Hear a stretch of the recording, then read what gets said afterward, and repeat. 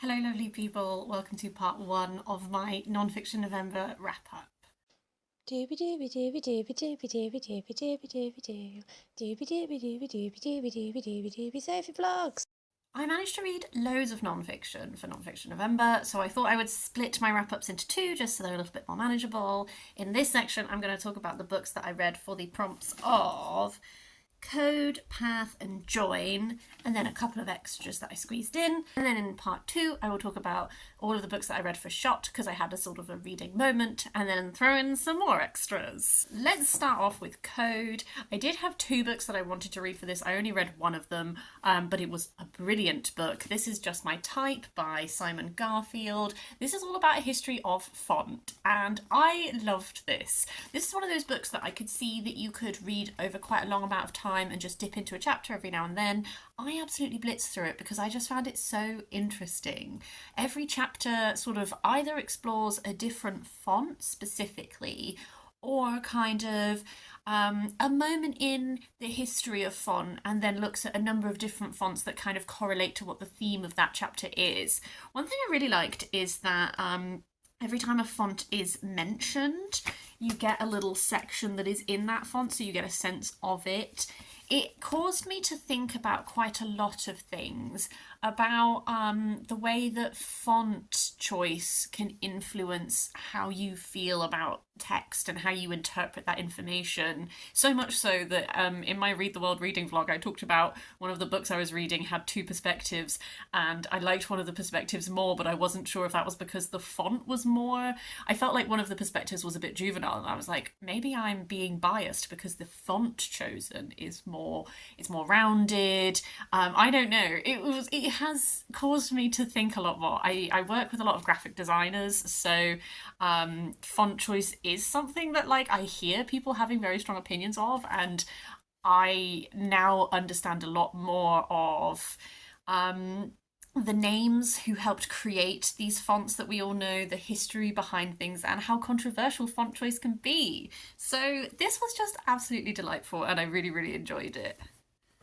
The book I didn't get around to reading was On Art and Life by John Ruskin. I'm hoping to carry that over to another reading month at some point.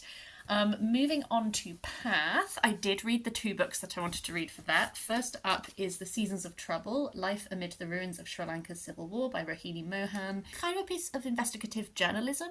So Rohini Mohan tracks three different people and their experiences during Sri Lanka's civil war. One person is Sarva, who is he is abducted by the police and he is kept in prison because he is suspected of having links to the Tamil Tigers. The other perspective is his mother Indra, who works tirelessly to help free him. And then the third perspective is Mughal, who is in a different part of Sri Lanka to those people and is involved with the Tigers and has a very changing role as time goes on. I just thought that this was absolutely brilliantly written and put together. I was so tense the whole time reading this. It's strange because it's written in a way where sometimes I think it's ever so easy to slip into forgetting that these are real people, and you almost feel like they're characters just because the way it is presented, you really get their thoughts and their feelings and like their innermost selves, as well as like what is happening to them. So as a result, you get really gripped and attached to them, and then the fact that you know that it is real and these things really happened, I felt such like an urgency to read this book and find out what happened to these people. I'm not super well educated on Sri Lanka's civil war, so I did learn a lot, and I found the way that things were described in this, like, they are very accessible if you, like me, don't really know a lot about this conflict. I found it very gripping, I found it very compelling, and I would definitely recommend it for sure. The other book I read for Path was Aristotle's Way by Edith Hall. This is looking at Aristotle's philosophy and kind of like how you can apply it to your life. I had more mixed feelings on this book, but I think it is one that I'm going to keep and maybe dip into again at points because I really loved it at the start. The chapters are split into kind of like a concept each time. So the first chapter is happiness, the second chapter is like potential. Edith Hall starts by like laying out what Aristotle's philosophy at its very core kind of means. what separates humans from animals is our capacity for reason. Aristotle believed that like our goal in life is to fulfill our potential, but what does that mean? So the chapters in this go through and break down all of these different concepts, like what is Aristotle's philosophy on them, and then how can we incorporate that into our lives. I really enjoyed the breakdown of what Aristotle's philosophy is. I have read some Aristotle, but not a lot. And I found parts of this really did make me think a lot. Like, I have been feeling a little unsettled. I just want to get deep. I've got a lot of fear about the future. I'm just particularly with like climate crisis and a lot of the politics that's happening at the moment, I feel a great sense of dread just in general.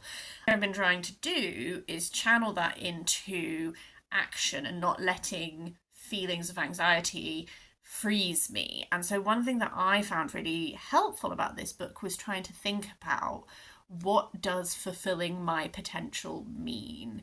How can I make changes and do things that will move me further towards achieving that, whatever that is for me? I still don't really know.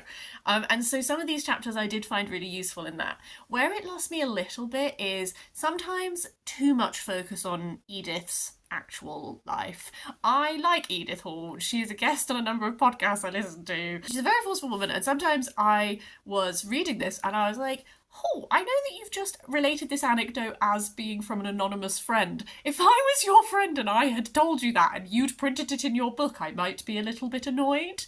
But then also it just does get a little bit too self-helpy for me at times, which seems really silly given that I've said that one of the things I liked about this is it made me think about my enacting this in my life. But just when it comes to stuff like rhetoric, how can you write the best CV? I don't know, it just got a little bit at times a little bit too like I loved the philosophy and the engaging with that, and maybe the slightly more like looking at it in historical context of philosophy and all of that kind of thing, and less so like, here's how you can use rhetoric to customize your job application, you know? But it was interesting. And then the two books I read for Joan, the first one was The White Album by Joan Didion. I read that on my little Kindle. I really want to be a Joan Didion girly, and I'm having to accept the fact that I am not. The White Album, I had previously studied the first essay in it when I was at university, and I did really like the first essay. The first essay is really weaving together lots of moments from American, at the time, contemporary events, like some of the political things that had been happening, stuff like Charles Manson. Like, I think it was a very interesting sort of stitching together of these moments and looking at that time. I think one thing I struggle with Joan Didion is that there is almost like quite a detachment in her writing that I find, I guess, interesting. Like, she'll relate to you like quite personal things at times, but I never feel like the emotion behind it, which maybe it's a me thing, I don't know, but just the way that she formulates that just doesn't like hit me in my bones.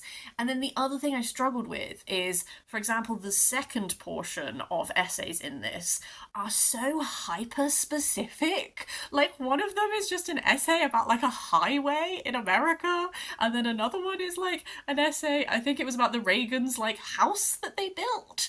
And I don't know. I don't know if it's just because I'm not American, so I don't have the tools. I don't know. You know, when you're just like, I thought that this was going to be a lot more, it was going to really get me and I was going to find it super duper interesting. And then actually, I spent quite a lot of these essays just not really connecting with it. There is a whole essay where she really is she's very against the feminist movement, which I also found very, I guess, interesting.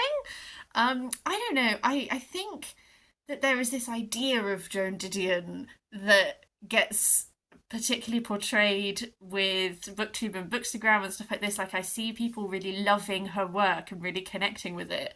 And I picked this up really wanting to do that. And it just didn't really hit for me. I have previously tried reading Blue Nights by her. And again, I don't remember it very well because it was about 10 years ago. But I remember that same feeling of like underwhelm, where I observed how other people loved this text, and it didn't do that for me. The other one of hers that I had been eyeing up was The Year of Magical Thinking, but now I'm like, if I'm 2 for 2, maybe I just call it a day and I just accept that Joan Didion is not for me. I don't know. But I also had some mixed feelings on Questions of Travel, William Morris in Iceland by Lavinia Greenlaw. I just need to take a moment. I need you to look. When you fold this out, it is the map of Iceland, and it has in red their little journey, and I just think this is a delightful physical book. This is partly extracts from William Morris's journals of his travelling around Iceland, and then it's also partly poetic interpretation by Lavinia Greenlaw. If I was just reviewing William Morris's travels around Iceland, wonderful book. Absolutely loved it. I haven't read any William Morris for a while. I went through a phase where I read a lot of him because I was supposed to study him at university, and then my module got cancelled, so I had all the books, so I just read them for fun. And I had some mixed feelings on some, like News from Nowhere. I was like, good God, man, women are people. But this reminded me that I do like how he writes. His descriptions of Iceland were so fab. Like the way he describes, like at one point there's this fabulous visual imagery of like their boat going through the water and the waves coming up on either side, and it feeling almost like they were in like a glacier or like a cathedral or something. I can't remember it exactly, but these descriptions he gave of the physicality of Iceland, and sometimes he's mesmerized by it and sometimes he's very tired and run down, and it's like this strange, uncomfortable place, and I just found that so fascinating. There's also like a real humor. Like William Morris had a bit of a temper, and he would get like very, very angry about things, and then as soon as he was done being angry, he'd be absolutely fine and he'd be able to laugh at himself. And you really get that in this as well, where you see these moments where it's like at one point in the night, him and his friend both wake up and they're both yelling at each other because they both think the other person has been snoring and it's woken them up, and they're furious, and then they wake up in the morning and they're just like find it hysterically funny. And that element of it I really, really liked. And where I had difficulties was just with Lavinia Greenlaw's interpretations. I found myself, by about halfway through, resenting breaking away from Morris's narrative to read these things, because Morris's narrative is very, it's long. He writes very long sentences, I will say. That was another thing, is that his sentences are very, very long, and sometimes they would go across to other pages, but I haven't read the poem yet, so I'd have to interrupt a sentence midway through to read the poem and then continue. Whereas the poetic interpretations are like very short. And to be honest with you, I thought that they would be more groundbreaking. Like this is just, so ended our first day. You pitch camp. You climb the hill so that you can see you have a place to go home to. And I'm like, I get it, but also, like, I could have read that into his work without the poem. None of the poems that accompanied it really felt like they were adding or illuminating my interpretation of his texts. And sometimes I felt like they were being quite prescriptive in, like, this is the interpretation of what this passage means. And it's like, well, that's not what I've drawn out of the passage. So it was weird in that I was excited for Lavinia Greenlaw's interpretations because she wrote A Double Sorrow by Troilus, which is a poetic retelling of Troilus and Crusade, which takes each section of that and it rewrites it poetically, and I loved this. But I haven't liked her own poetry collection, The Built Monument, and to be honest with you, I felt like her work slightly took away from my reading experience. I just want to read only William Morris. I don't want to read the rest of it. So that was an interesting discovery for me. I will briefly talk about 2 other books that I read. One of them was on my Kindle. That was Smoke and Pickles by Edward Lee. This is a cookbook, but it is a cookbook that has a certain amount of essays in it, so I'm counting it as a reading book. Edward Lee is a chef in America, cooks with a lot of Korean ingredients because that's his family and how he was raised, but then he also moved to the south of America, and he became aware of this real overlap in type of flavor and cooking technique and all this kind of thing between Southern American food and Korean food.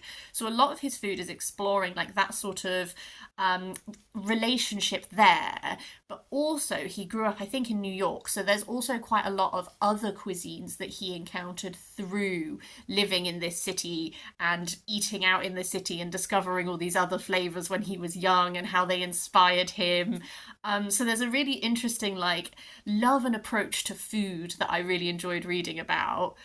From a practical cooking perspective, I have a lot of food allergies, so I kind of already knew. I bought this on Kindle because I kind of knew that I wasn't going to be able to actually cook a lot of this. Between how much soy is in most of the dishes, and then also there's egg and dairy. I'm allergic to all of these things, so not the most accessible for me in that way. It's a very meat heavy cookbook. Most of the chapters are based around a particular type of meat.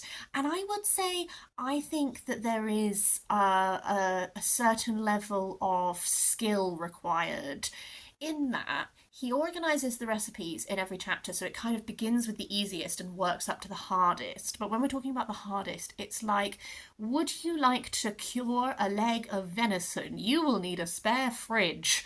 And I was like, I don't know.